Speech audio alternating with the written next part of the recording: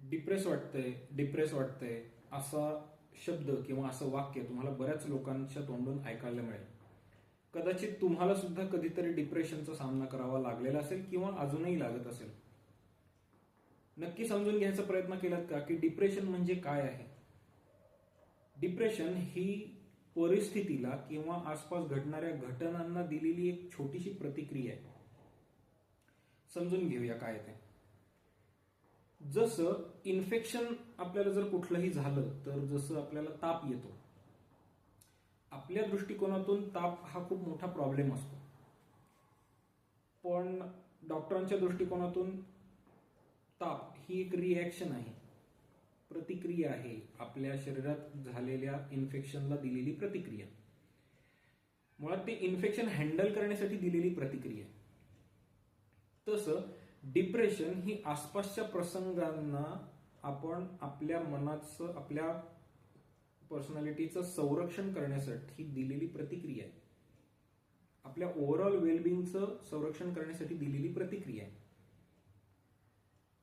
मग नीट बघा काय घडत असतं जेव्हा डिप्रेशन जाणवत असतं माणसाला. तेव्हा डिप्रेशन येतं तेव्हा तुम्ही अशा काहीतरी सिच्युएशन्सना फेस करत असता जिथं तुम्हाला त्या परिस्थितीतनं बाहेर पडायचा उपाय किंवा मार्ग सापडत नसतो, आणि त्या परिस्थितीवर अति विचार करून करून करून तुमचा मेंदू दमतो आणि एक लेवल अशी येते की मेंदूला अजून जास्ती काम दिलं तर बरीच काहीतरी गडबड होईल असं जेव्हा शरीराला जाणवतं, मनाला नाही हा, शरीराला.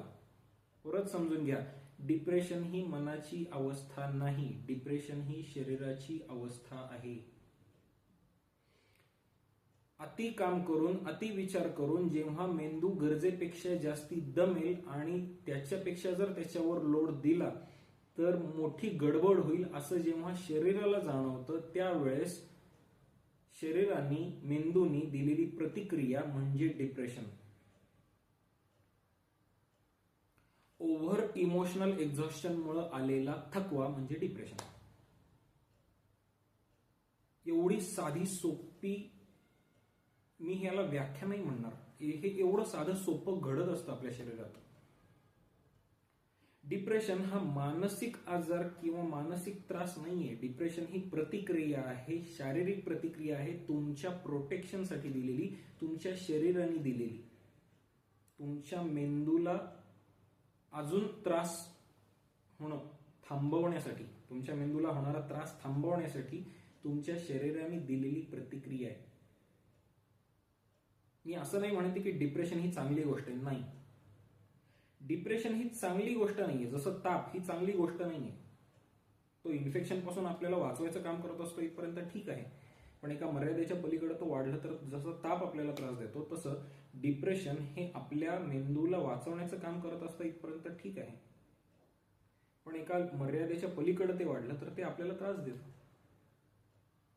मग ते डिप्रेशन थांबवणं, त्या डिप्रेशनवर काम करणं हा सगळ्यात चांगला मार्ग असतो त्या डिप्रेशनवर मात करण्याचा. पण इथे एक समजून घेण्यासारखी गोष्ट आहे की डिप्रेशनवर मात करून आपल्याला सोल्युशन नाही मिळत. जसं तापावर मात करून, म्हणजे ताप दाबून टाकला म्हणून शरीरातला आजार नाही निघून गेला. शरीरातला आजार काढण्यासाठी आपल्याला एफर्ट्स घ्यावे लागतात, काही औषधं घ्यावी लागतात जी त्या इन्फेक्शनला संपवतील किंवा ते इन्फेक्शन कमी करायचा प्रयत्न करतील आणि आपली इम्युनिटी बूस्ट करायला मदत करतील. अशी औषधं घेऊन ते इन्फेक्शन आपण आपल्या शरीरातनं संपवण्याचं काम करत असतो. तसं डिप्रेशन काढून टाकल्यानंतर मुळात ज्या परिस्थितीमुळे आपल्याला हतबल व्हायला झालेलं आहे, आपल्याला मार्ग सुचत नाहीयेत, त्यावेळेला आपल्याला त्या सिच्युएशनवर मार्ग काढण्यासाठी सुद्धा काम करावं लागतं. मग आता असे कुठले प्रश्न डिप्रेस व्यक्तीला जाणवतात आणि डिप्रेशनच्या नक्की स्टेप्स कशा फॉलो होतात हे आपण बघूया.